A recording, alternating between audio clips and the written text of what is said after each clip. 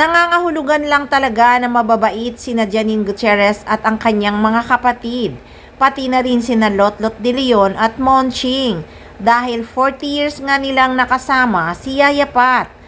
Kaya sobrang malungkot talaga ang mag-inang Lotlot de Leon at Janine Gutierrez sa pagkamatay ng kanilang kasambahay na si Yaya Pat.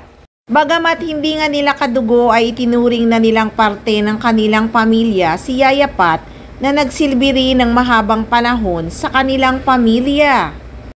Napahagulgul nga si Janine Gutierrez sa last day burol ng kanyang yaya, pero kitang-kita naman na yakap-yakap siya ni Echo. To the rescue talaga si Jericho Rosales. Grabe talaga si Echo, amazing boyfriend talaga siya. Sobrang mahal niya talaga ang actress. Nakakakilig naman talaga na nandyan lagi ang boyfriend mo sa tabi mo, to shoulder to cry on, at para mag-comfort sa'yo. Kilig lang talaga.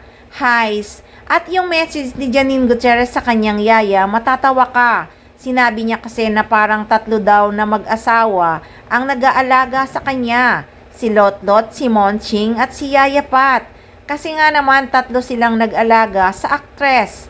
Kaya sobrang mahal na mahal ni Janine Gutierrez si Yaya Pat. Si Yaya, ayun, since birth, kasama ko, parang 3 silang mag-asawa talaga. Si Mama, si Papa, tsaka si Yaya Pat. Kasi sila yung nagpalaki sa aming 4. Silang 3 talaga.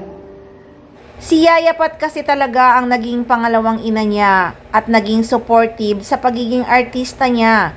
Ang nakakalungkot lang na sinabi ni Janine, hindi man lang daw nakita ni Yaya Pat ang magiging anak niya.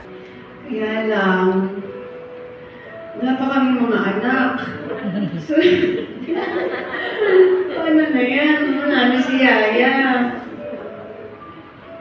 Highs, wala pa kasi talagang anak si Janine Gutierrez, diba? Bago namatay si Yaya Pat. Ang tagal naman kasi ni Echo dumating sa buhay ni Nini. Sana nakita man lang ni Yaya Pat ang magiging apo niya.